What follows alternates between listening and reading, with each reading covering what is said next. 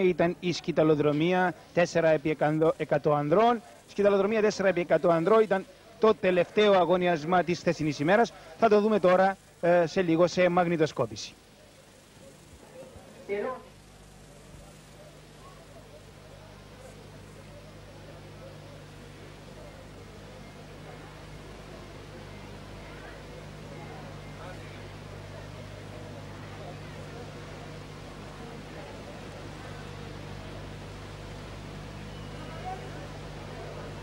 Και αυτή τη φορά η εκκίνηση είναι κανονική, έφυγε πολύ καλά ο Χρυσάνθου. Και εδώ τώρα έχουμε την πρώτη αλλαγή. Τσάκυρος στον αδερφό του. Ο Χριστοφή για τον Γάσιό και ο Πέτρος για τον Γάσιέ.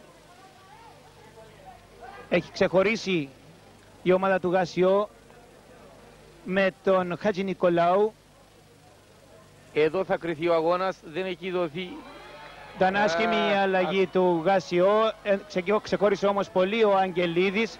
Για τη δεύτερη θέση ο Κεφάλας καλύπτει τη διαφορά και θα τερματίσει δεύτερος με τρίτο την ομάδα του Γάσιμπι.